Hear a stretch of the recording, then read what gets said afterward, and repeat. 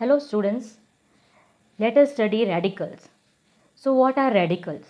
A radical is an atom or a group of atoms of the same or different elements that behave as a single unit with a positive or negative charge. Now to understand this, let us first understand simple radical and compound radical. Now what are simple radical?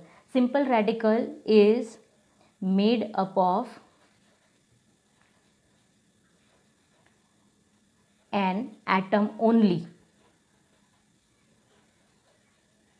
Now when we are saying an atom only, like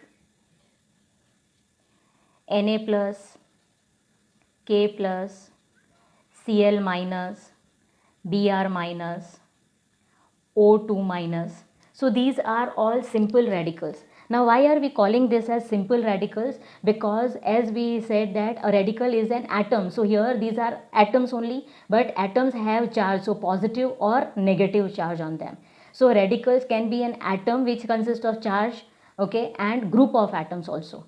So here these are simple radicals, okay, only Na, K, Cl. So these are atoms having charge on them, positive or negative. Now when we are talking about compound radical is made up of a group of two or more different atoms,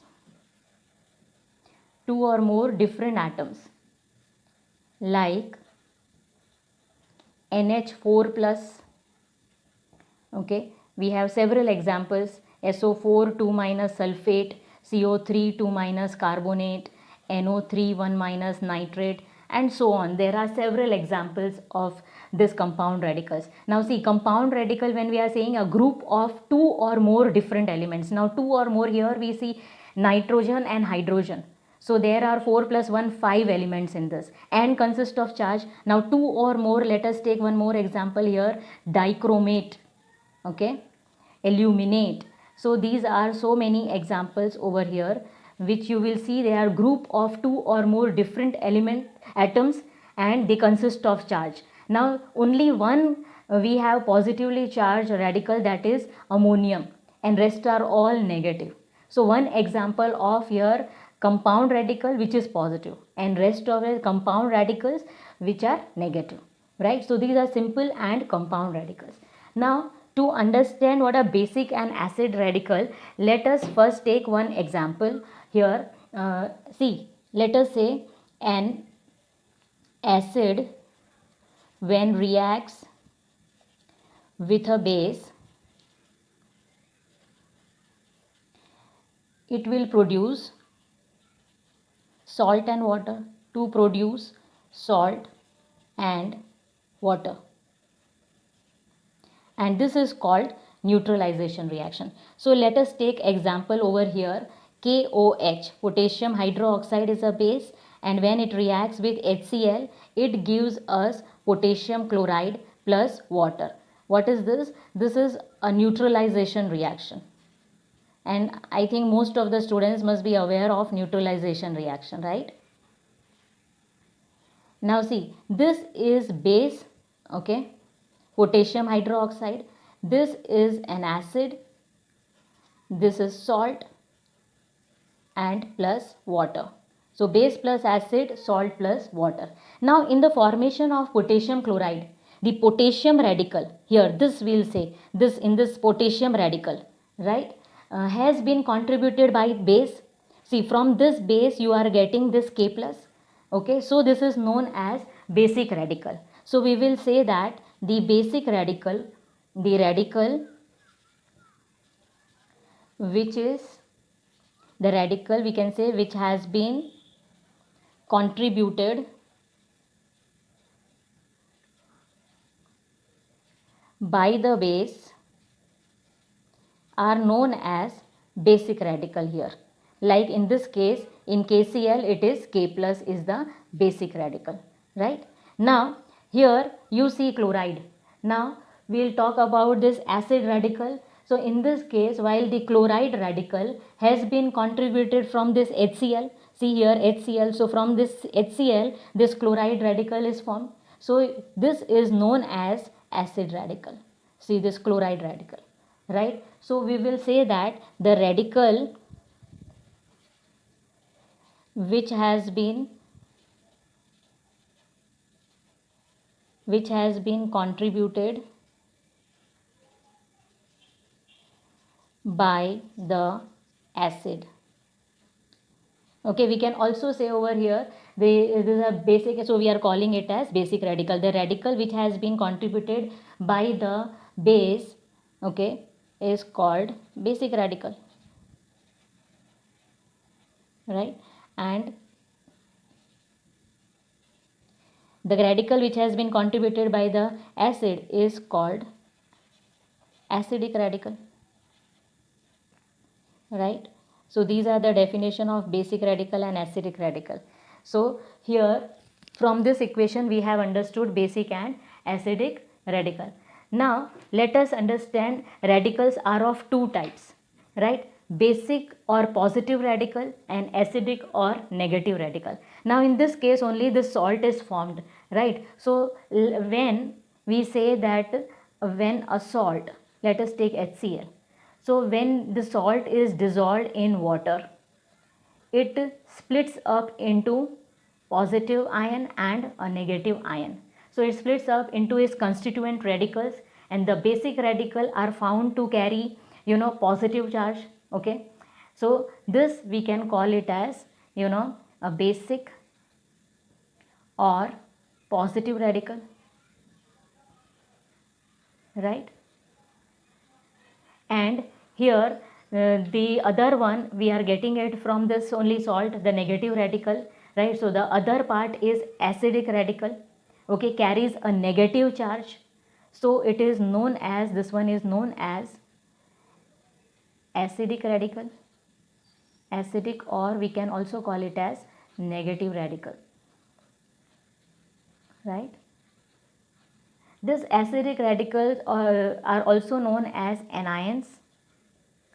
Similarly, this basic or positive radicals are also known as cations, right? So this was all the explanation about acidic or basic radical, right? Now let us understand, all of you, a few rules of this radicals. To remember radicals, there are few rules, right? So first one, only one radical is there which has a group of atom, though that is ammonium ion, so that you will be remembering, okay? Now coming to the few rules. Rule number one, first one, when we have non-metal, okay, plus oxygen. So non-metal plus oxygen, for example, we have, you can say this is sulfite, sulfate, right? Then we have nitrate, nitrate. So if this type of examples are there, and we have a non-metal on oxygen, one non-metal and one oxygen. So if lesser number of oxygen are there, lesser number of oxygen atom in the radical, then we add suffix, that is ite, okay?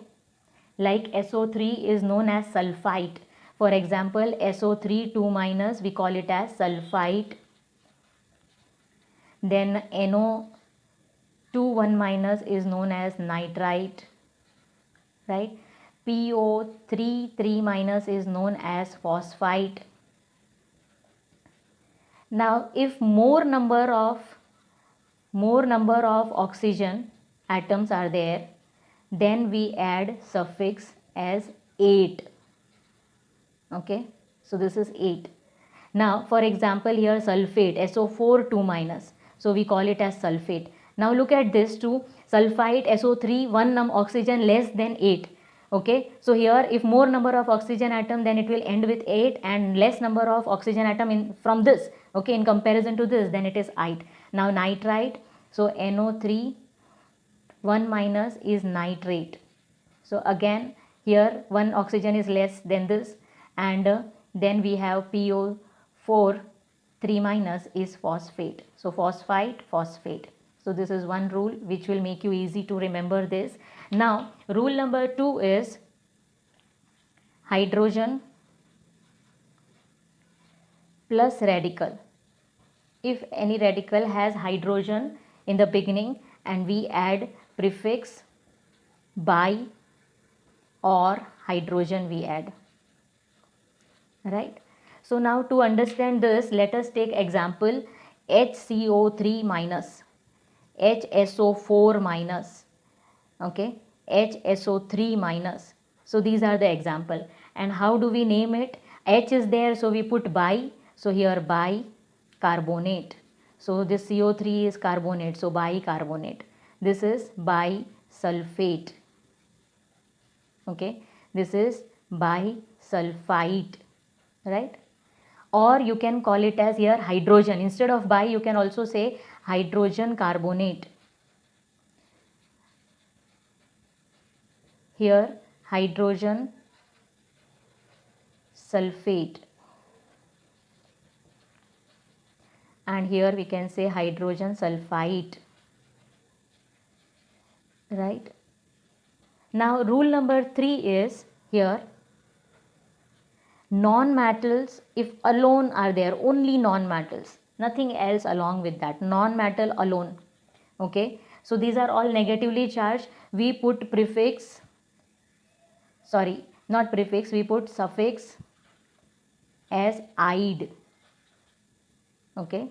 So now to understand this, let us take example over here, Cl minus, F minus, Br minus, I minus, okay. So this is what? Chloride, only Cl is there, the element, non-metal, chloride, fluoride, iodide, bromide, this is Br is bromide, I minus is iodide, okay.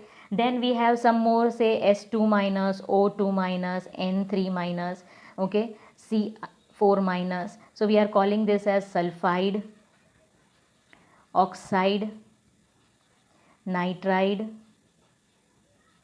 carbide, and one more is there, P3 minus is phosphide. So for example, if you want to learn, you make a group sulfide, no oxygen atom, only non-metal, ide, okay. If it is less number of oxygen atom, ide, and more number of oxygen atom, 8. So in this manner, in a group, and remembering this rule, it will be easy for you to remember these radicals, okay. There are still large number of radicals, but these are the most common rules. So by when you will understand this, you will able to cover up so many radicals and you will easily able to remember. Thank you, students.